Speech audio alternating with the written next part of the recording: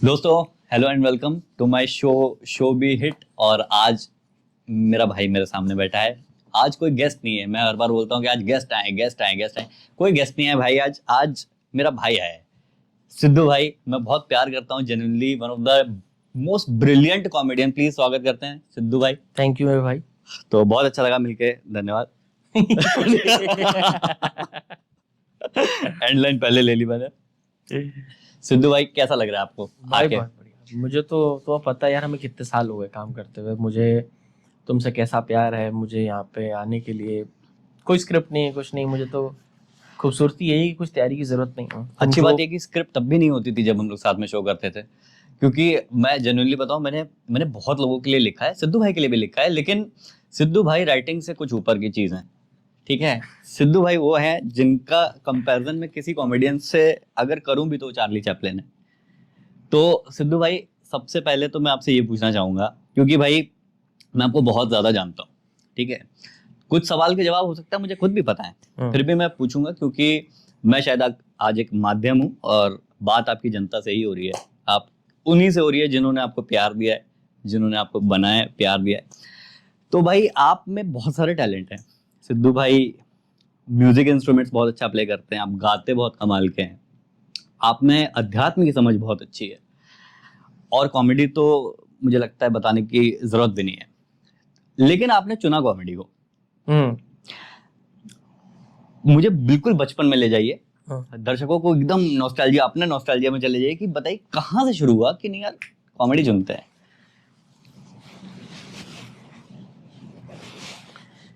ये शुरू हुआ गोविंदा जी की फिल्में मैं देखता था।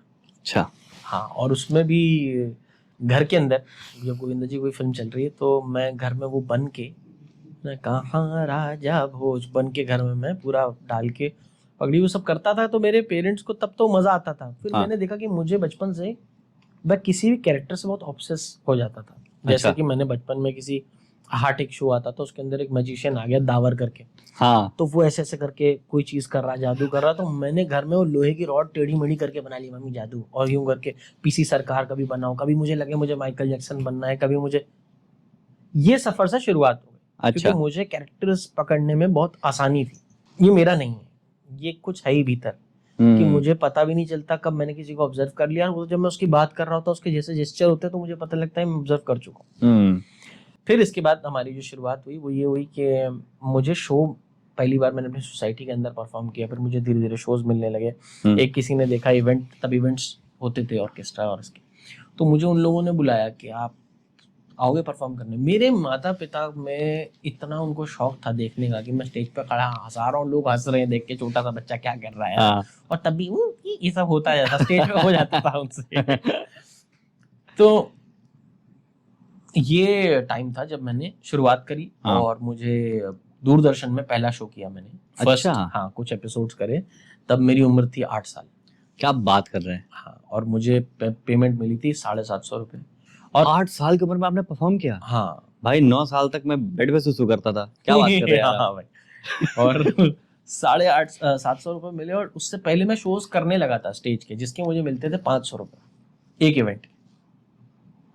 फिर मैंने 13 साल की उम्र में, फिर मैंने 10, 11, 12 तक तो मैंने शोज करने शुरू कर दिए। मेरी पेमेंट वही थी, 1000 रुपये, 1500 रुपये लेता था। लेकिन मैं उदयपुर जा रहा हूँ, जयपुर जा रहा हूँ, पिथौरागढ़ जा रहा हूँ, हिमाचल जा रहा हूँ, सुबह एक शो है, रात को एक शो है। मेरी माँ मुझे कहती थी कि पढ़ाई कॉम्प्रोमाइज नहीं होनी चाहिए, जबकि उन्हें पता था अब हो गई है, अब नहीं रुकेगा ये। और एक बार मैं मुंबई के लिए घर छोड़ के भी भाग गया था। अच्छा। हाँ, घर छोड़ के मैं कम से कम 7-8 बार भागा हूँ। यार बार मैं वापस आता हूँ। ये हो गया यार। ये हो गया। तो इसको तो वेकेशन कहते हैं ना, लेकिन हाँ। कहाँ, क्या, कब पहली बार कब भागे, क्या सोच के भागे? और भागे क्यों जब फैमिली का सपोर्ट था तो? नहीं, क्योंकि मुझे पढ़ाई नहीं करनी थी। हाँ। मैं पढ़ाई से बहुत बुरी तरीके से ऊबा हुआ था। मैं इतना दुखी था, एक दिन मैंने छिपकली मारने वाला जहर खा लिया। ठीक है। और केमिस्ट्री में उसी का फॉर्मूला ढूंढ रहे, जाएगा कैसे? मैंने वो खा लिया। और फिर मुझे जब जैसे उन्होंने बताया कि इससे तुम मर जाओगे, मेरे माँ बाप को उन्होंने फोन किया और मैंने पढ़ाई नहीं करनी। और मुझे मेरे डॉक्टर को फोन करके पूछा कि इसने तो ऐसा कर कह रहा कुछ नहीं होगा, उल्टी करेगा ठीक हो जाएगा। तो मेरे माँ बाप ने मुझे डरा दिया। भाई छिपकली खाने वाला जहर। हाँ, क्या ऐसे छिपकली क्या खाने वाला है, छिपकली को खिलाने वाला जहर। मुझे लगा जहर खा के दीवार में चिपके मैं मर जाऊंगा। भाई लेकिन ऐसा क्या पढ़ रहे थे आप? हम भी पढ़े लिखे हैं। नहीं तो आप पढ़े, हम भी है ना, हम भी नहीं बोलो, हम ही बोलो। अच्छा। मैंने 9th के बाद मैंने पढ़ाई नहीं करी, क्योंकि 9th के बाद मुझे कॉमेडी सर्कस में मेरा पहला शो आ गया था, तब मैं 13 साल का था। ओ, कॉमेडी सर्कस चिंच पोकली टू चाइना, चिंच पोकली टू चाइना, वो मेरा फर्स्ट शो था टेलीविजन पे। क्योंकि हाँ। वैसे तो डीडी पे स्टार्ट कर दिया था, लेकिन हाँ। वो 8 से 13 का जो समय था ना, उस समय मेरे जीवन में बहुत सारे चेंजेस आए। हम्म, एक तो मैं बचपन से बहुत स्टबर्न रहा, जिद्दी की, मुझे ये करना ही है, उसके लिए मैं जाना पड़े, भागना पड़े, लड़ना पड़े, मुझे वो करना ही है। हाँ, उसकी कोई सीमा नहीं है फिर। उसकी कोई सीमा नहीं। और वो चीज की अत जो थी मेरी माँ देखती भी थी। और सबसे अच्छी बात ये थी, खूबी, जो कि अगर पेरेंट्स जिनके यहाँ भी बच्चे नए नए पैदा हुए, उनके लिए ये बात है कि अपने बच्चे को जो आप खेलने को दोगे आसपास, हाँ, वही उसका फ्यूचर तक रहने वाला है। जैसे हम्म। मेरे माँ बाप ने मुझे खेलने के लिए तबला, ढोलक, हारमोनियम, गंदी बात नहीं दिमाग में जो आई, नहीं, मैं तो आसपास मेरे जो खेलने की चीजें उन्होंने दी, तबला, ढोलक, हारमोनियम, कीबोर्ड, कॉन्गो। अब मेरा जीवन उसके इर्द गिर्द ही है। मैं नाच रहा हूँ, मैं कुछ बन रहा हूँ, मैं रात 13 साल की उम्र में एडिटिंग करता था, अपने शोज बनाता था। ये सब मैं बचपन से शुरुआत हो गई थी। और इस शुरुआत में मैं मुंबई आ गया, हाँ, 13 साल की उम्र में। और 21 तक फिर जो कुछ है वो यही है, कॉमेडी सर्कस, चिंच पोकली टू चाइना। फिर मैंने किया कॉमेडी छोटे मियाँ बड़े मियाँ, लाफ्टर के फटके, कॉमेडी का डेली शो, फिर कॉमेडी सर्कस। फिर मैं 4 साल बीच में गायब हो गया। गायब आप बहुत होता हूँ, मैं बहुत गायब होता हूँ, क्योंकि वो समय है, मुझे चाहिए वो समय। हाँ। लेकिन भाई बड़ा हम लोग ने बड़ा एंजॉय किया है। हम लोग ने एक बार, मुझे याद है कि वो किस्सा भूले नहीं भूलता है भाई, जब हम लोग बहुत मजे किया करते थे साथ में। और ये जो तुमने जिस तरीके से बात बोली है ना, पता नहीं लोगों को क्या लगे, हम बहुत मजे किया करते थे साथ में, ऐसा करके वो लोग पता नहीं क्या सोचेंगे, क्या मजे कर रहे थे। अरे दो दोस्त कैसे मजे कर सकते हैं भाई? दो भाई कैसे मजे कर सकते हैं? कितना क्लियर करूं? नहीं, मजे करते थे, मतलब मैं जब लिखता था भाई के लिए, या भाई के इनपुट्स, और हम लोग जो बहुत टाइम स्पेंड करते थे, बहुत अच्छा टाइम स्पेंड किया हमने। तो एक बार मुझे याद है कि हम लोग कोई साथ में कुछ ऐसी जोक्स वोक्स शेयर हो रहे थे, हंसी मजाक चल रहा था, और मेरी गाड़ी थी, मेरी मर्सिडीज थी। अरे यार, एक बार अब मैंने बस इतना ही चिंगारी लगा दी थी, बाकी भाई देख लेंगे। एक बार ना हम गाड़ी में जा रहे हैं, और गहरी बात तो चल ही रही थी, कुछ बात कर रहे थे, और मेरी किसी बात पे इतनी जोर से हंसा कि मर्सिडीज से चलती गाड़ी से उतर गया है। और मैं गाड़ी के लेफ्ट साइड पे बैठा हूँ कि मैं ब्रेक भी नहीं मार सकता। तो मेरी मर्सिडीज कैसी थी, और गाड़ी चालू हो गई है, और ये उतर के मेडिकल पे मुझे बाय कर रहा है हंसते हंसते, कहता और आगे गणपति का पंडाल लगा था। गणपति का पंडाल लगा हुआ है, वहां गाड़ी जा रही है। 2 बार तो मैंने गणपति जी को ऐसे होते देखा। हाँ यार, क्या कर रहा है, क्या कर रहा है?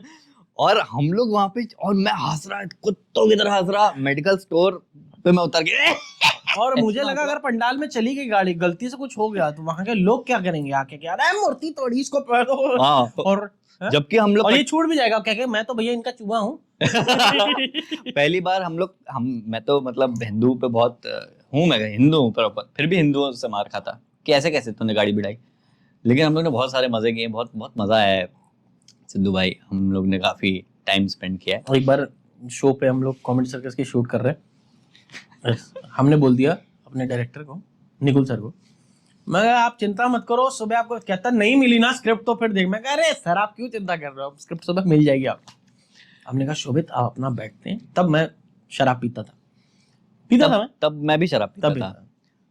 तो मैं और ये बैठ के शराब पी लेके बैठ गए रात के 8 बजे, और सुबह के 7 बजे तक नाच नाच के कमरे में सिद्धू भाई करके ये पूरे कमरे में घूम रहा है, इधर उधर बात कर रहा है, सिद्धू भाई, अरे आपको क्या बताऊं सिद्धू भाई, सब चल रहा है। देखा हमने 7-8 बज गए, 9 बजे का रोल है, और मेरे बगल में थक के आंखें, उस टाइम दाढ़ी ठीक नहीं थी शोभित की, और मुझे ऐसा लगे कोई नेपाल से आया हुआ लड़का मेरे बगल में, दो भाई, और पीने के बाद आंखें नहीं हो गई, बीच में आया। ठीक है, 8 बजे।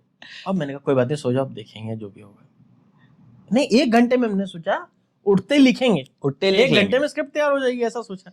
और जब जितनी उठे, देर में मैं उठा, इसका किया, सिद्धू भाई 9:30 का रोल है, लिखा नहीं कुछ नहीं। आप और- शराब पी के सो गए। अर्चना जी बैठ गई, वो क्या लिखाओगे आज बताओ, और वहाँ पे हाँ। सोहेल भाई, भाई में तुम लोग का बहुत मजा आता है, पहली भूमिका बनती है कि आज ये तो मजा करना आज है। और क्या, दिवाली स्पेशल एपिसोड था वो, अभी भी है थोड़ा सा। सोनू निगम उस वक्त गेस्ट आए थे, हाँ, है ना, तो गला बैठ गया, गला बैठ, चिल्ला चिल्ला के गला बैठ गया, रात भर इतना हंसे हैं, बातें करी, और स्क्रिप्ट तैयार नहीं है। तो ये मुझे बोला, "छो, मेरा मेकअप चालू है।" मुझे कह रहा, सिद्धू भाई मेकअप तो करा रहे हो, करोगे क्या? और वहीं पर डिसाइड हुआ कि आप लोग जाके अपना करो स्टेज पे, मैं बीच में स्क्रिप्ट ही लेके आ जाऊंगा। मैंने कहा तो तुम स्क्रिप्ट लिखना, आज का टॉपिक लिखते हैं कि आज की हमारा एक्ट तैयार नहीं है, यही उनका- टॉपिक है। और मुबीन भाई, सिद्धार्थ क्या है? मैं कहा टॉपिक है आज स्क्रिप्ट तैयार नहीं है। कहते हाँ स्क्रिप्ट क्या है, लेकिन मैंने कहा स्क्रिप्ट तैयार नहीं है, कुछ तैयार नहीं हुआ। और निकुल सर बोले, अब हाँ उनको भाई क्या convince क्या करना रेडी? था। मैं कहा सर आप थोड़ा सा बाकी हम कर लेंगे अभी, आप मुझे हम थोड़ा टाइम दो, आज बार आप छोड़ दो। कह रहे हम, इन्होंने कहा कि हम कर लेंगे, कह रहे कर लेंगे, 3 मिनट है रोल में, फ्यूचर टेंस क्या होता है, मैं टेंस हो रहा हूँ पहले। 3 मिनट में रोल है, क्या स्क्रिप्ट है? तो उनको पता चला कि स्क्रिप्ट तैयार नहीं है, यही थीम है। तो अब सिद्धू भाई और मुबीन भाई को ये जाना था। टाइमिंग हमारी है। हाँ, हाँ, तो उसके बाद तो उसके बाद हम स्टेज पे गए, और स्टेज पे जाने के बाद जो भी परफॉर्मेंस थी वो, इस स्टेज पे आके मैंने मुंह पे स्क्रिप्ट मार के जाता है कमीना। तो उस शो के अंदर वो हमारा स्टैंडिंग ओवेशन था, स्टैंडिंग ओवेशन, जबकि एक भी चीज तैयार नहीं थी, कुछ खाली तैयार नहीं थी। लाइनें कुछ सेट कर ली कि मैं ये कर दूंगा, मूवी ने हाँ। ये कर देना, आप ये कर देना। बस इतना डिसाइड हुआ था कि उसको जाके हम बोल देंगे कि आज तक क्या दिवाली पे हर बार यही पटाखे आते हैं, चाइना से आते हैं, उस पे जाके बोल देंगे कि हर बार क्या कॉमन चीजें हो रही हैं। जब तक 4-5 मिनट, 10 मिनट, 15 मिनट होगा, फिर मैं आऊंगा और स्क्रिप्ट, मैंने कहा सर स्क्रिप्ट तैयार है, तो ये मुझ पे पंच मारते, ये देखो डैनी का, ये राइटर है, डैनी का फेंका हुआ अंडा। और मैंने ऐसे स्क्रिप्ट रोल की, मैं आया बिल्कुल एटीट्यूड में, मैंने कहा ये ऐसे हो गए कि भाई ये क्या हुआ है, राइटर स्क्रिप्ट लेकिन मुंह में मार के मैंने उस दिन नहीं लिया था। बट वो क्लिप मेरे पास आज भी है, एडिट पे चलाऊंगा मैं इसको।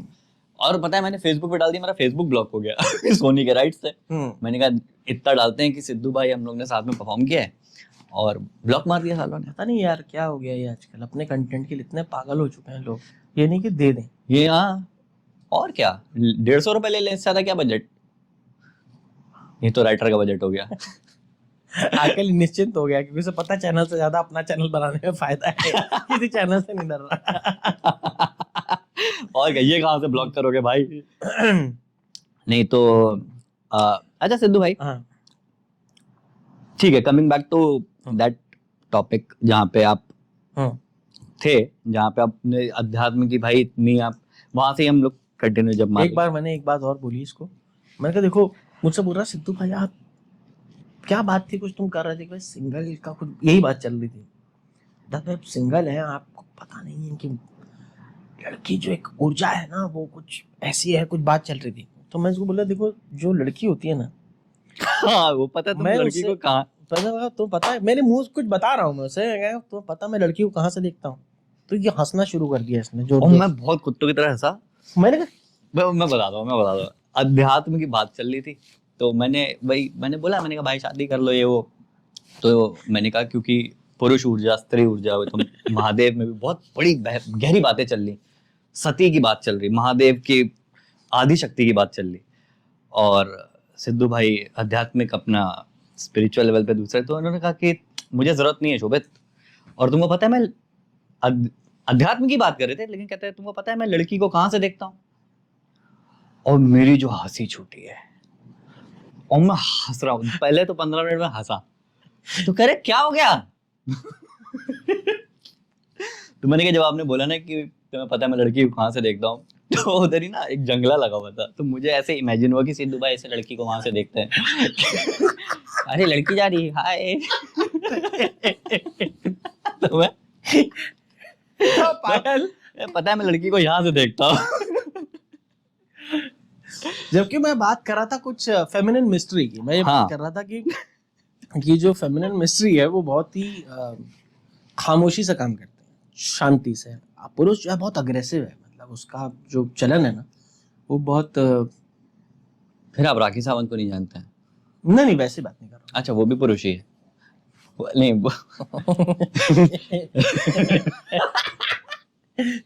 तो यार ये तो शो भी शिट हो गया।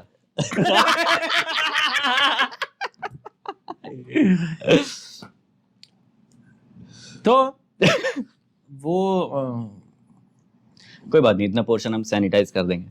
हाँ नहीं, वो तो कुछ बात कर रहा था मैं फेमिनिन मिस्ट्री के ऊपर कि वो एक जैसे मेरे अंदर भी मेरी फेमिनिन एनर्जी बहुत प्रबल है, जैसे कि आप मौसी देखते हो। अरे उसमें जो पागलपन है ना, इंसैनिटी है मेरे अंदर, वो उस फेमिनिन ऊर्जा का काम है जो ओमपुरी साहब को कह रही है, अरे सुनो ओम, एकमात्र औरत है जो किसी भी व्यक्ति से ऐसे ही बात करती है, क्योंकि वो क्यूट है, वो इनोसेंट है और वो पागल है, इनसेन है। हाँ। तो मौसी के साथ ये था कि एक बार हम शूट कर रहे और ओमपुरी साहब आए, उनको उन्होंने बोल दिया कि इसको डरा देना। तो मैं तो मौसी के किरदार में, मेरे को लगा ही नहीं था, मैं तो अपना बैठा हूँ ऐसे करके। तो ओमपुरी साहब आए, साड़ी में बैठे रहते थे। ओमपुरी साहब आए, तो उन्हें पहले यही नहीं पता चला कि मैं पुरुष हूँ। तो मैं आए, अरे आओ आओ गले लगो, तो मैं गले लगा उनसे। बहुत ही कम लड़कियों से मिले लाइफ में वो। ये भी नहीं पता चला। तो मेरे गले लगे, कहते और कैसी हो तुम? मैं कहा सर क्या, कहते क्या नाम है तुम्हारा? मैं कहा सर मेरा नाम सिद्धार्थ है। आदमी यारे छींक करके वो कटिया पे लेटे तो बैठ गए। थोड़ी देर बाद ओमपुरी साहब के साथ सीन शुरू हुआ, ये वो अनुपम खेर साहब और ओमपुरी साहब और अनु कपूर जी, ये सब हमारे सेट पे आए हुए।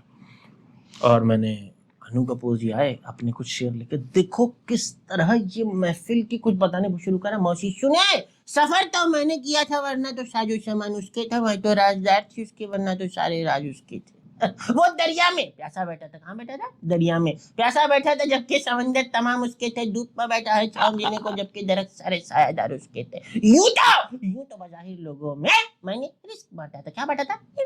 रिस्क बांटा था, लेकिन दर पर्दा सारे हाथ उसके थे। और माल बुलंदी पे जाके समझी कि अनु ये तो सारे कमाल उसके थे। किसके? तो अनु कपूर बड़ी देर तो सन्नाटे में बैठे रहे करके, पहले दो मिनट तब रह गया होगा। अनु कपूर जी बोले हाँ, लेकिन मैं कहा दिल दे के दिल बरवाई नू, कदे प्यार बुलाया जानदा नहीं, सिरक के यार दिक्कत माते, कदे फेर उठाया आजा। मेरा दिल है क्या, मेरी जान है क्या, मेरा दीन है क्या, ईमान है क्या, जद रब रसूल कुरान है क्या, दूजा यार बनाया जानदा नहीं, फेर दस नहीं। तो बहुत बड़ी बात है, और दिल दे के दिल बर, तो वो समझ गया कि ये नहीं रुकेगा आज। ये भाई ये शुरू हो गया, इसकी बैटरी निकालो। फिर एक बार ओमपुरी साहब आए। ओमपुरी, अब एक मैंने पहले अनु कपूर जी को थोड़ी देर ये करा उनके साथ, फिर मैं एक नसीर साहब का कैरेक्टर करता था, तो उसमें उससे पहले ही शूट हुआ था। जब अनुपम खेर साहब आए तो मैंने उनके साथ तो एक सीन शूट कर लिया था, शौकीन के लिए आए थे शायद, नहीं पता नहीं कोई और फिल्म के लिए। तो मैं नसीर साहब बन के मैंने उनके साथ अवेंजर्स डे का पूरा सीन किया। Why are you not nipping the मेंढापाट, अगर आप इनके झाड़ू नहीं उठाएंगे, ये सब बातें चल रही थी, तो वो भी चला गया था। अब बचे थे ओमपुरी साहब। ओमपुरी साहब आए, ओमपुरी साहब कहती है इसको पकड़ लेना, इसको फड़का देना। हाँ। तो मुझे पता ही नहीं मेरे पे प्रैंक हो रहा है। ओमपुरी साहब आए, मैं कहा देखो मेरी साथ अगर ढंग से बात नहीं की ना, मैं चली जाऊंगी गन्ने खेत में। वो क्या बात कर रही है तू, ऐसे करके मेरे पास आए, उन्होंने मेरे चोटी पकड़ ली मौसी। मैं कहा ठीक, मारना है मार लो, मैं तो इसी बहाने हाथ पे लगाओगे। तो ऐसा मैं ये चुप हो जा, ऐसी बात कर रही है एक सीनियर आर्टिस्ट है, तेरे को समझ में नहीं आ रही क्या? ऐसे करके ओमपुरी साहब कर रहे हैं। तो मैंने को बोला, मैं कहा देखो कुछ भी कह लो, मुझे दो ही चीज पसंद है, खाने में सेव पूरी, कमरे में ओमपुरी। तो ऐसे छुट गई। कहते हाथ निकल गया ना, तो कहते इसको क्या करूं मैं? कह रहे तो बोलने नहीं देती। तो वो जो मेरी फेमिनिन एनर्जी है ना, हाँ, वो अपने आप जब मौसी का किरदार आता है ना, वो उठ के वैसी ही बात करती है। जैसे औरतें की एक जबान है ना, कचर कचर कचर, अगर ह्यूमर में उठे तो कैसी हो सकती है? आपके अंदर एक औरत है। हाँ, इसीलिए आप शादी नहीं कर रहे हैं कि जब अंदर है तो बाहर की क्या जरूरत है? बिल्कुल। और ये देखो, ये मजाक की बात तो है ही है, पर ये ऐसे करके आपका हो जाता है।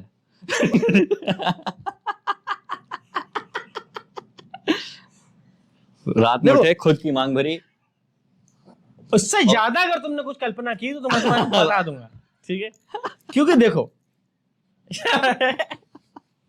बहुत गंदी दिमाग का जो प्रवृत्ति के व्यक्ति होते हैं, इनादी पैन दी तो ऐसे नहीं। नहीं, बोलिए।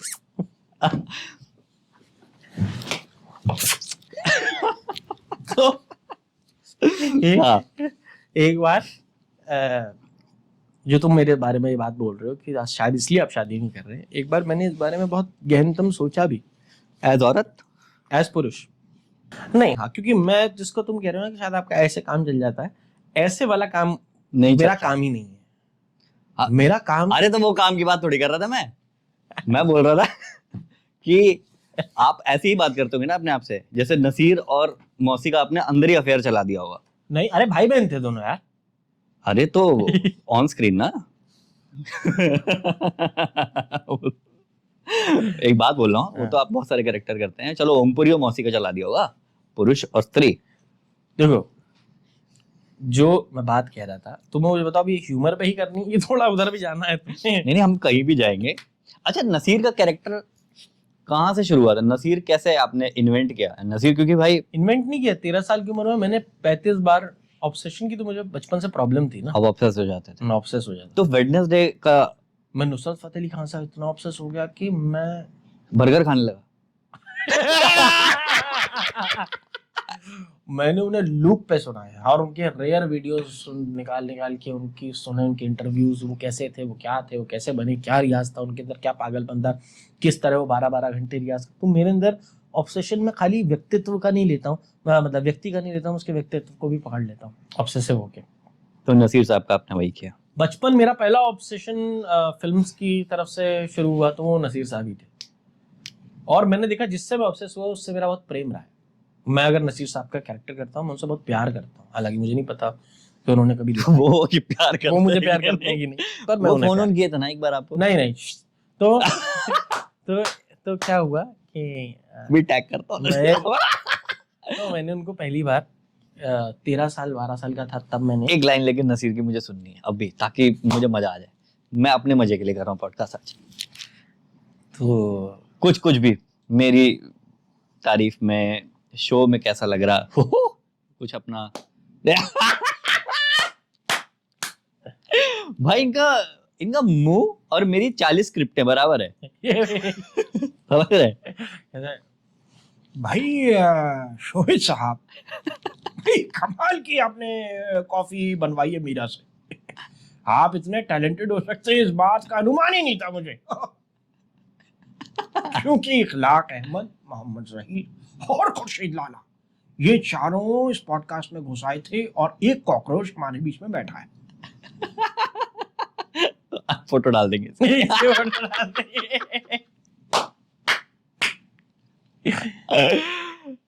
क्या बात है भाई। तो मैंने बचपन में नसीर तो भाई आप समझ लीजिए नसीर से ज्यादा फेमस हुआ, मतलब हाँ, मतलब लेजेंडरी एक्टर है नो डाउट। नसीर साहब को ऐसा करा कि नसीर साहब बहुत सीरियस कैरेक्टर्स में, रोल्स में देखे गए, और असलियत में भी वो ऐसे देखे गए हैं कि कहीं थिएटर में आप देखो तो ये क्या कर रहे हैं आप, ये करके वो ऐसा देखे गए हैं। तो हम लोगों ने कहा कि क्या करें यार, नसीर साहब को फनी बनाता, तो हमने उनको थोड़ा क्रैक किया। हाँ, अच्छा, ये भी अच्छी बात होती है कॉमेडी में कि जो जितना सीरियस हो उसको करें। तो जैसे आप बहुत सारे सीरियस एक्टर्स का भी करते हैं नसीर साहब के अलावा भी, तो जो जितना सीरियस है यार मैं अब कैरेक्टर्स करने बंद कर दिए मैंने, हालांकि कभी कभी कर भी लेता हूँ, ऐसी बात नहीं है, पर पहले मैंने शुरुआत की थी मिमिक्री से, पर मिमिक्री बहुत ऊपरी तल है, मतलब बिल्कुल सही आर्ट है, लेकिन मिमिक्री ऊपरी तल है। मतलब आप किसी किरदार की एक आवाज, दो आवाज मॉड्यूलेशन है, वॉइस मॉड, लेकिन कैरेक्टर के लिए आपको किरदार का दिल पता होना चाहिए, वो काम कैसे करता है।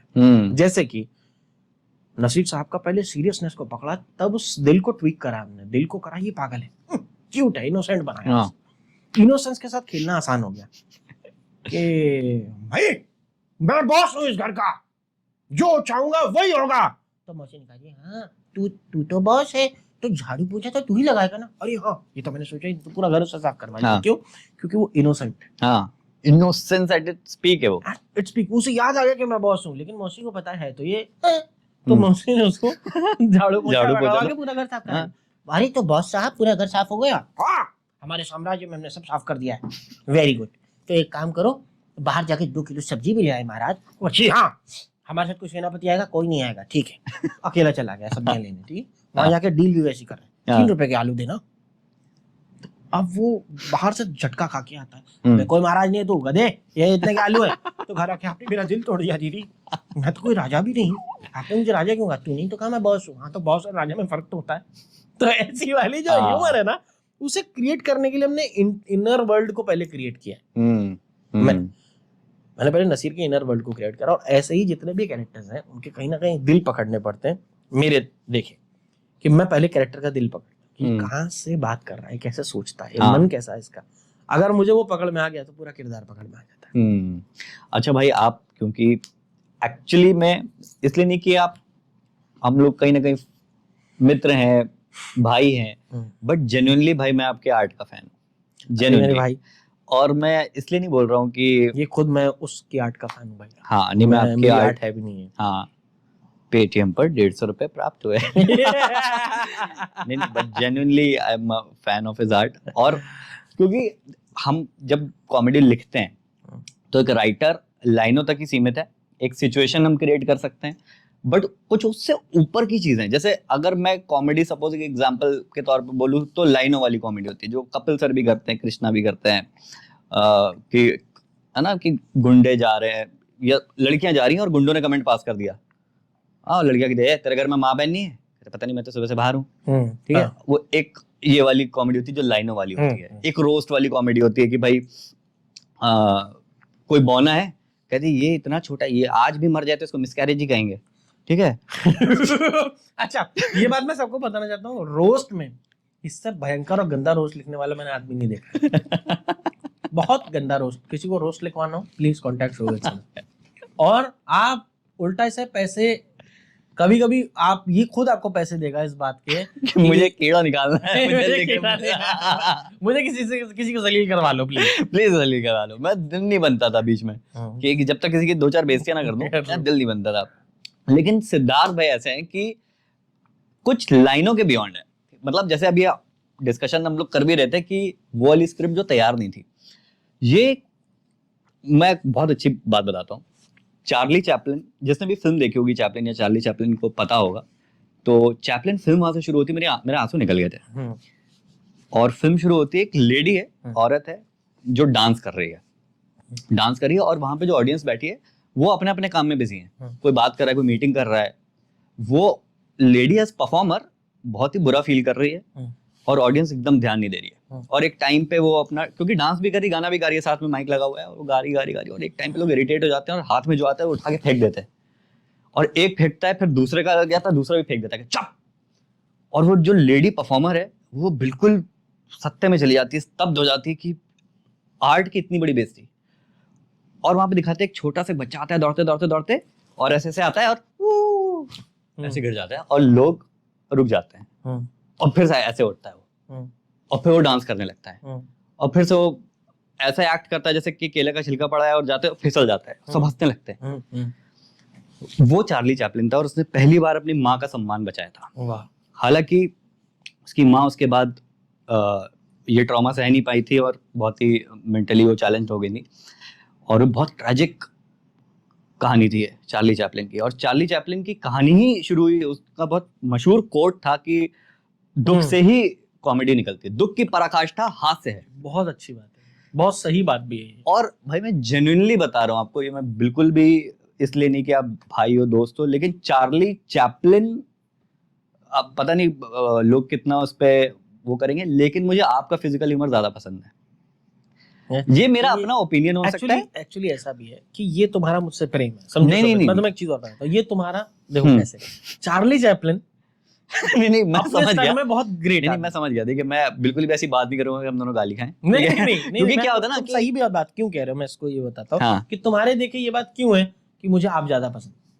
क्योंकि तुम चार्ली चैपलिन को एज परफॉर्मर देखते हो, एज एन आर्टिस्ट देखते हो, उनकी कला को देखते हो, पर जो वक्त हमने बिता लिया है गाड़ी में, जो तुमने असली में जो तुमने मुझे देखा है पागलपन करते हुए, हाँ। जो ऑफ कैमरा है, क्योंकि तुम मेरे उस अस्तित्व से प्रेम करते हो ना, तो तुम्हें मेरे साथ एक जुड़ाव भी ज्यादा है। हकीकत तो यह है कि चार्ली चैपलिन अपने आप में एक अलग विधा का आदमी है। नहीं बिल्कुल। उनको पास भी फिजिकल ह्यूमर बहुत अच्छा था। हाँ। और उनके पास एक अलग पकड़ थी। हाँ। मेरे पास जो चीज है ना, उसकी मेरे पास कोई गणित नहीं है। वही मैं आपसे वो, अच्छा गणित तो नहीं हो सकती वो, मतलब इसकी कोई साइंस नहीं पता नहीं, मुझे कि correct मैं है। कब फिसल जाऊंगा। और मुझे कोई लोग, एक आंटी मिली मुझे एयरपोर्ट पे, कहती बेटा आप बड़ा अच्छा गिरते हो, कहती एक बार यहाँ गिर जाओ ना। सच में कह रही एयरपोर्ट पे मुझे, आप लेटी है, मैं गिरता हूँ आप। तो लोगों को ये बात नहीं पता है कि हम लोग जो ह्यूमर लिखते हैं, जैसे एक बार स्क्रिप्ट पे शोभित आया, तो उसने स्क्रिप्ट पे लिखा हुआ था कि सिद्धार्थ भाई गिरेंगे और यहाँ कुछ करेंगे। मैं कहा ये कैसी लाइन है? नहीं पता क्या लिखा था कि यहाँ पे गिरेंगे और करेंगे वो। मुझे मेरे डायलॉग के आगे लिखा हुआ है, करेंगे वो। तो बोला सिद्धार्थ भाई का बहुत फेमस था वो, तो हमने कहा भाई यहाँ पे ये करेंगे। गिरते हुए भी कल्पना करी हुई है इसने, यहाँ गिर जाएंगे हम उसके बाद फिर मैंने सोचा कि मैं एक भी, बार इसने मुझे सीरियसली पूछा कि सिद्धार्थ भाई यहाँ कोई बात नहीं आ रही, गिर जाएंगे आप। ये क्या बात हुई यार? मैंने कहा ऐसे कैसे हम डिसाइड कर सकते हैं कि यहाँ गिर जाएंगे आप? भाई लेकिन मैं ऐसे जब स्क्रिप्ट लिखता था उसका बिल नहीं देता था, हराम की नहीं खा सकता हूँ मैं। नहीं बट हम लोग ने जेन्युइनली बहुत सारे काम साथ में किए। और बहुत और शोभित ने बहुत अच्छा लिखा है, बहुत बेहतरीन लिखा है। सबसे अच्छी बात ये कि थोड़ी बहुत भी अगर मैं तुम्हारे बारे में कभी कभी सोच विचार आ जाता है, मेरे घर में भी जिक्र होता है, हाँ, तो हम लोगों के अंदर तुम्हारे लिए बहुत प्यार है, बहुत ज्यादा। हम देख सकते हैं, क्योंकि हम लोग जब तुम्हारे बारे में बात करते हैं तो हमें मम्मी से मेरी बात होती है, कभी ऐसी होती है, तो मम्मी और मैं तुम्हारे किस्से कभी कभी, तो याद है तुम्हें रात को मैं मैसेजेस कर देता हूँ, क्योंकि तुम्हारे साथ मेरी अच्छी यादें जुड़ी है, तुम्हारे साथ मेरा अच्छा सफर है ना। और इस सफर के अंदर अगर तुम्हें कोई ऐसा भी लगेगा कि कोई अच्छा और बढ़िया फिजिकल ह्यूमर लेके आया है दुनिया में, तो भी तुम्हें जो प्रेम मुझसे, उस प्रेम में कभी कोई कटौती नहीं हो सकती। चाहे तुम उस व्यक्ति, क्योंकि तुम उस व्यक्ति से जब तक पर्सनली नहीं मिलोगे तब तक तुम जान नहीं पाओगे उस चीज को। बिल्कुल बिल्कुल। और ये जो धागा है ना, इस धागे को, प्रेम के धागे को ही राधा कहते हैं। तुम दुनिया के किसी कोने में हो, मैं दुनिया के किसी कोने में हूँ, किसी प्रोजेक्ट में हो, किसी काम में हो, पर जब भी याद आएगी तो तुम्हें हंसी, तुम्हारे चेहरे में मुस्कान, और तुम्हें एक मजा आएगा। वो आनंद की प्रतिमा से खाली जुड़ जाना, वो राधा है। वाह क्या बात है, क्या बात है। वो श्री कृष्ण से उनकी जुड़ गई थी। जब भी वो कृष्ण को याद करे, उनका जीना ही कृष्ण था, कॉन्शियसनेस के लिए ही भागी वो जीवन भर। बिल्कुल, उसी के लिए नाची, उसी के लिए झूमी। तो ये हमारी फेमिनिन एनर्जी वाली जो बात थी, वो कुछ इस प्रकार है कि जब मैं छोटा था तो मैंने भक्ति रस को पकड़ा। अच्छा। जो भक्ति रस था उसके अंदर आप समर्पण का तरीका समझ आता है, और आपका ध्यान सिर्फ भक्ति में ही लग जाता है। तब मुझे ध्यान का कुछ नहीं पता था। और कमाल की बात आपको मैं अगर कहूं तो बुद्ध और मीरा अगर साथ बैठ जाएं तो उनकी बात एक नहीं हो पाएगी, क्योंकि मीरा कुछ अलग बोलेगी, बिल्कुल, और बुद्ध कुछ अलग बोलेंगे। प्रेम रस और भक्ति रस का जो अंतर है, मुझे लगता है भक्ति रस और ध्यान रस में बहुत फर्क है। जबकि भक्ति के बाद पता चलता है कि वही ध्यान था मेरा, कि एक ही जगह लग, वो जगह एक ही है। और ध्यान के बाद पता चलता है ये मेरी भक्ति ही थी जो मैं ध्यान तक आ गया। तो ये दोनों इंटरलिंक्ड है, पर पथ में थोड़ा थोड़ा फर्क है। Correct correct. जैसे कि अगर बुद्ध और मीरा बैठ जाए तो मीरा कहेगी मदहोशी की बात, और बुद्ध करेंगे पूर्ण होश की बात। इसलिए दोनों का संगम नहीं हो सकता। मुझे जहां तक लगता है कि भक्ति रस और प्रेम रस में अंतर है। क्या आपका भी ऐसे ही जानना है? मानना तो है नहीं आप। नहीं, भक्ति रस और प्रेम रस एक ही है। प्रेम ही भक्ति बनती है, और भक्ति प्रेम की परिकाष्ठा है। जब आपका प्रेम पूर्ण हो जाता है तो वो भक्ति बन जाती है। ये लूप में घूम रहे हैं। ये लूप में नहीं है, ये एक ही है। भक्ति और प्रेम दो नाम नहीं है, एक ही का नाम है। आप उसे प्रेम कहो, मैं इनसे प्रेम करता हूँ, या कह लो कि जब आपकी परिकाष्ठा चली जाती है तो आप कहते हो मैं इनका भक्त हूँ। बिल्कुल, मतलब मैं भजने लगा हूँ, भजन प्रेम का ही है। और एक तरीके से आज की भाषा में समझे तो एक गर्लफ्रेंड के लिए नया प्यार होता है, जब पहला प्यार होता है तो आप कहीं ना कहीं उसे भजते हो। भजते हो मतलब मम्मी दिन रात। खाना खा रहे हो तो भी आप खाना नहीं मन कर रहा है खाने का, भूख कम हो गई है, प्यास कम हो गई है, पानी का होश नहीं, यहाँ तक कि नींद भी कम हो गई है। क्या होने लगा? आपको कोई और नई ऊर्जा सब तृप्त कर रही है। कोई ऊर्जा है जो इतनी तेज है कि खाने की भी पूर्ति कर रही है, नींद भी पूरी कर रही है। बिल्कुल। लेकिन फिर भी कोई जागने में उत्साह है, नई ताजगी होगी। क्या हो गया? किसी को भजन शुरू हो गया, भक्ति शुरू हो चुकी है, भक्ति शुरू हो चुकी है। और वो रस लोग कहते हैं परमात्मा की ओर मोड़ो। आप जहां भी मुड़ता है उसी में देखने वाले बन जाओ, आपको दिखेगा वहीं परमात्मा है। कहीं जाने की जरूरत नहीं। इट्स नॉट अबाउट कि कोई नाम भजना है, किसी व्यक्ति को भजना है, कोई आपको चाहिए। अगर आपको अपने जीव के साथ, किसी जानवर के साथ, इंसान के साथ, पेड़ के साथ, पौधे के साथ, अपने काम के साथ कहीं भी भजना शुरू हो जाए, जहां भजन शुरू हो जाए, वहीं परमात्मा है। उसी को लूप पकड़ ली, क्योंकि कोई ऐसी जगह नहीं ना जहां से वो, कोई स्रोत नहीं जहां से वो प्रकट नहीं हो रहा है। बिल्कुल, कोई स्रोत नहीं है जहां से प्रकट नहीं हो रहा है। तो बुद्ध और मीरा की जो बात थी वो ये थी कि मीरा और बुद्ध अगर साथ बैठ जाए दोनों बात करने, तो मीरा मधोशी की बात करेगी कि मैं तो मीरा दीवानी कहानी लगी, होश गवा के मैं तो गली गली हरि गुण गाने लगी, ऐसी लागी लगन मीरा हो गई मगन। बिल्कुल, ये मीरा का खेल है। लेकिन अगर आप बुद्ध की बात करें तो वो कहेंगे कि मैं इतना जागा हुआ हूं, इतना होश में हूं कि मेरे भीतर कोई कृष्ण की प्रतिमा ही नहीं है। अस्तित्वगत मेरे भीतर मैं ही नहीं हूं, अस्तित्व ही है। वो भूमि और अस्तित्व से जुड़ी सारी बातें करेंगे, यूनिवर्स से जुड़ी, ब्रह्मांड से जुड़ी, अपने भीतर के अस्तित्व से जुड़ी। इवन विराट की बात और शून्यतम की बात करेंगे। वो वननेस की बात करेगा, यूनिटी की बात करेंगे। लेकिन जो मीरा है वो कुछ रस की बात करेगी। बुद्ध नीरस है, नीरस समझ रहे हो? वो रस को भी छोड़ देते हैं। वो इतने ध्यान में है कि वो कह रहे हैं कुछ भी नहीं, नॉट इवन, शून्य भी नहीं, कुछ भी नहीं, शून्य ही कुछ नहीं है। हाँ, लेकिन शून्य ही कुछ नहीं है। लेकिन बुद्ध और मीरा को अगर कहते कि अंगारों पे चलना है तो मीरा भी गुजर जाएगी जलते अंगारों से, और बुद्ध भी गुजर जाएंगे। फर्क इतना होगा कि मीरा जब गुजरेगी वो इतने भजन और इतने प्रेम में और समर्पण में होगी कि उसे अंगार का पता भी नहीं चलेगा, उसे बोध भी नहीं होगा कि मेरे पैर हैं।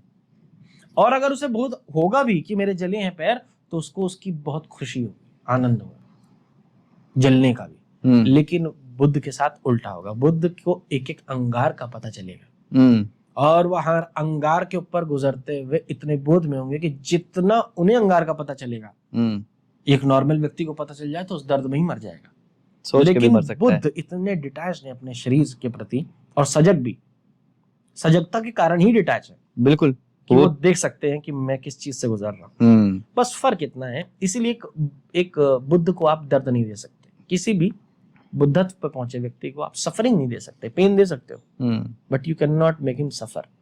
Why? Because there is a difference in suffering and pain. मेरे भी थोड़ा पैंट अभी हो नहीं पाएगी ऊपर, मेरे यहाँ से यहाँ तक पूरा जल गया था। अच्छा, आस पास छोटा निशान है अभी यहाँ पे। तो मैं अपने घर में था और दिल्ली में, और ऊपर छत पे बैठता था मैं उन दिनों, और सारी सारी रात मैं आसमान ही देखता रहता था। कोरोना के आसपास की समय की बात है। और मैं देखता रहता था कि मालिक, क्योंकि वो सब आसपास मृत्यु दिख रही थी, मरघट जैसा ही पूरा शहर हो चुका शहर था, पूरा देश था, पूरा देश, दुनिया। तो वो मरघट के आसपास आ गए थे हम लोग, और मैं देख पा रहा था कि वो मरघट की स्थिति में मैं एक ही चीज भज रहा था कि मालिक, मेरी मृत्यु से पहले मुझे सिर्फ मुझे तू चाहिए और कुछ नहीं। तो मैं बैठा था, और बैठे बैठे बैठे एक स्थिति आई जिस दिन ध्यान की मुझे पहली घटना मेरे जीवन में घटी, और मैं कम से कम 2 से 3 घंटे मौन हो गया। मुझे माफ कर दो। आ जाओ बताओ क्या है ये। इसके साथ बहुत गंदी बात है, बैठा बैठा कुछ ना कुछ कल्पना करके हंसता रहता है। हाँ जी बताइए, let's listen to his bizarre thinking. Yes please. नहीं, मैं बस ऐसे ही सोच रहा था कि जब आप छत पर लेटे आसमान में देख रहे थे, लेटा नहीं बैठा, अच्छा क्योंकि तुम लेटा के पता नहीं क्या कर दो। चलिए बैठा था, हाँ। ठीक है। तो मुझे ऐसे ही बस वियर्ड सा थॉट है, और इनकी ही बात से है कि मुझे मृत्यु से पहले परमात्मा एक बार तुझसे मिलना है, और यमराज बगल में खड़ा है। अब मैं मिलवाऊंगा तुझे, तो क्यों चिंता करता है? बगल में बैठा ना, अरे सुनो, अरे मैं उसी लिए आया हूँ, उसके लिए बैठा हो यार। मैंने बहुतों को मिलवाया है। चलिए फिर पीछे भैंस भी खड़ा, पीछे चलो, किधर जीपीएस पे परमात्मा डाल दिया है। चलो भाई परमात्मा से मिलन है। पीछे बलराज खड़ा हुआ भैंस बन के, आई भाई चलिए। सुनेगा कहेगा ये देखो भाई मुझे माफ कर देना, जो भी देख रहा है, कि मैंने इतना सुर तोड़ दिया भाई, मुझे माफ कर दो, लेकिन ठीक है। हाँ, तो मैं छत पे बैठा था और मैं कहता था मुझे तो तुझसे मिलना, और यमराज वहां नहीं थे, हाँ, क्योंकि कई लोग जा रहे थे, तो बहुतों में यमराज बिजी थे। यमराज 2 बार मर गए, कोविड इतना ज्यादा था। भैंस अकेला लेके जा रहा हूँ उनको, मालिक ही नहीं है, सैलरी नहीं आ रही महीने की। नहीं, पर ये एक बड़ी फैक्ट बात है कि यार कोई भरोसा है जीवन का। नहीं नहीं, और तुम देखो पूरी प्रकृति कितनी सरल सहज हो गई थी कोरोना में। आदमी साला अपने घरों में घुसा और पूरा अस्तित्व जैसे झूम उठा, और जैसे ही वो अस्तित्व खुश हुआ, आदमी फिर ठीक होके बाहर आया था, इसने राक्षस, ठीक है। राक्षसों को घर में डाल दिया गया था। थाली बजाओ सालों तुम। तो मैंने अपने उस समय पे क्या बताना चाह रहा था, मैं तुमने सुरी तोड़ दी कसम से। यही सब होता है, जाने दो। तो सिद्धू भाई, आपके साथ हम खेलना चाहते हैं रैपिड फायर राउंड, क्योंकि बहुत लंबे लंबे जवाब दे रहे हैं, हम चाहते हैं आप एक वर्ड में खत्म करें। नहीं मैं ओके। ठीक है, तो पहला सवाल है, आपका अपने अलावा फेवरेट कॉमेडियन कौन है?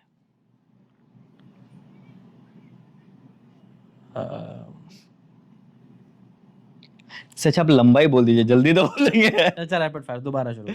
ठीक है, आपने अपने अलावा आपका फेवरेट कॉमेडियन कौन है? जिम कैरी, चार्ली चैपलिन और भगवान। इससे बढ़िया कॉमेडी कोई नहीं कर सकता जो की हुई है। अच्छा ठीक है, अब कोई भी ना स्पिरिचुअल जवाब नहीं चाहिए होगा। भगवान, अध्यात्म, परमात्मा, इसके अलावा हमको जानना है। ओके ओके, इसके अलावा कुछ है ही नहीं। हाँ, पता चला फिर आपके थंबनेल में भगवान विष्णु बना दिया हमने पीछे। ठीक है, स्विट्जरलैंड स्ट्रेंजर के साथ या गोरखपुर बेस्ट फ्रेंड के साथ? गोरखपुर बेस्ट फ्रेंड के साथ। मिस कर दिया आपने स्विट्जरलैंड। चलेगा। ठीक है, एक ऐसी चीज जो लोग सिद्धार्थ सागर के बारे में नहीं जानते हैं, एक वर्ड में बताइए। सिद्धार्थ सागर के बारे में नहीं जानते? कुछ भी नहीं। कुछ भी नहीं जानते लोग? क्या बात है, कुछ भी ऐसा नहीं है जो ना जानते हो, सब जानते हैं। कुछ भी नहीं जानते मेरे बारे में। अब तुम्हें एक शब्द में तुमने अगर तंग करना है, अच्छा तो ठीक है, ठीक है। ठीक है, अच्छा ये सवाल जो मैं सबसे पूछता हूँ, एक दिन का पीएम बना दें आपको, देश में पहली चीज क्या करेंगे? पहली चीज स्पिरिचुअलिटी के गुरुकुल खोले जाएंगे। वो ठीक है, स्पिरिचुअलिटी के, अच्छा ठीक है, ठीक है, आप गुरुकुल खोलेंगे। इसके अलावा क्या करेंगे? इसके अलावा ये करेंगे कि जितना भी एडिक्ट्स हैं, एडिक्शन से संबंधित प्रॉब्लम्स हैं, उस पर काम किया जाएगा। जितने भी पर्यावरण से संबंधित समस्याएं हैं, उन पे काम किया जाएगा। जैसे कि फिलहाल दिल्ली सबसे पॉल्यूटेड सिटी निकली है, तो सबसे पहले वहाँ के पर्यावरण के लिए काम किया जाए, वो करा जाएगा। और लोगों के लिए अवेयरनेस को जगाने के लिए जो जो प्रयत्न किए जा सकते हैं वो किए जाएंगे, ताकि लोग अपनी उसको समझ सके। इसलिए इसको वर्ड में आंसर नहीं दिया जा सकता। अच्छा ठीक है, ठीक है, मैं समझ सकता हूँ। अभी जैसे हम लोग में थोड़ी देर पहले ये बात हो रही थी कि जो आप एडिक्ट्स के लिए या एडिक्शंस के लिए जो काम करना चाहते हैं, उसमें बहुत सारा पैसा भी लगता है। हाँ। तो उस पैसे के लिए एक सवाल है कि अगर एक बदसूरत औरत से आपकी शादी करा दी जाए जिसकी नेटवर्थ 50 करोड़ है, और एक खूबसूरत औरत से आपकी शादी करा दी जाए जो 9 to 5 बेचारी बैंक में क्लर्क है, तो क्या आप इन दोनों में से किसको चुनना चाहेंगे? आप किसी को भी नहीं। क्या आप 50 करोड़ नहीं चाहते कि सब ठीक हो जाए? बिल्कुल नहीं, इस शर्त पे बिल्कुल नहीं, नो कॉम्प्रोमाइज। 50 करोड़ कितने लोग ठीक होंगे? अरे तो पागल मतलब किसी भी तल पे सौदा नहीं हो सकता, सौदा मतलब किसी भी तल का नहीं। ठीक है, हाँ, नो कॉम्प्रोमाइज। अगर एक मर्डर लीगल हो जाए किसका करना चाहेंगे मेरे अलावा? अरे यार अपने आप को हटा के क्योंकि मुझे पता था 4 सवाल के बाद मैं आ सकता हूँ देयर लिस्ट इज में। नो डेथ, किसी को मारा नहीं जा सकता, इसलिए कोई कत्ल नहीं करना चाहूंगा मैं। ठीक है, अगर कोई एक दिन अपनी लाइफ से आप डिलीट करना चाहें कि यार ये दिन नहीं चाहिए भाई, कौन सा दिन होगा? कोई और भी ऐसा दिन नहीं, हर हर दिन चाहिए आपको? हर दिन चाहिए। क्या बात है, ठीक है। चलिए अब मैं आपसे कुछ एक ऐसा सवाल पूछूंगा जहाँ पे मैं कुछ आपको एक सिचुएशन दे रहा हूँ, उस सिचुएशन में अगर आप होते तो कैसे रिएक्ट करते हैं, ठीक है? अगर आप स्टैंड अप कर रहे हैं हाँ, और ऑडियंस में से एक शराबी आदमी आया और आपसे माइक छीन लिया, हट, क्या रिएक्शन होगा आपका? तो मैं भी अपनी जीभ से चरस निकाल लूंगा। तो दोनों साथ में बैठेंगे ना। हाँ भाई, बैठते कहाँ ये बता। नहीं, मजाक से हटके अगर ऐसा कोई कर भी ले तो मैं कहूंगा अब तू परफॉर्म कर, जब तूने माइक ले ही लिया है तो तू भाई नहीं, स्पॉन्सरों से पिटने वाले काम नहीं। ठीक है, आप एक होटल के अंदर बंद हो गए हैं, लॉक कर दिया गया है गलती से, और फोन भी नहीं है आपके पास, और 15 घंटे हो चुके हैं, तो अब क्या नेक्स्ट स्टेप करने वाले हैं आप? आंख बंद करके मैं तो अंदर चला जाऊंगा। अंदर तो रूम के आप बाहर कैसे तो मैं आएंगे कह रहा हूं, बताइए? जब वहां से बाहर नहीं जा सकते तो और अंदर चले जाता हूँ। तो आप ध्यान में होता रहेंगे बेसिकली कि अब Basically, कोई ऑप्शन तो है नहीं। अगर कुछ किया ही नहीं जा सकता है तो जो किया जा सकता है वो ये है कि कुछ ना किया जाए। हाँ। ठीक है। और अगर कुछ किया जा सकता होगा तो जो पॉसिबिलिटी होगी वो सब किया जाएगा। Thank you so much Siddharth भाई, आप आए और आपने 4 चांद लगा दिए। Thank you so much for calling me here and making this podcast even more memorable for me also. बहुत बहुत शुक्रिया सिद्धार्थ भाई आने के लिए।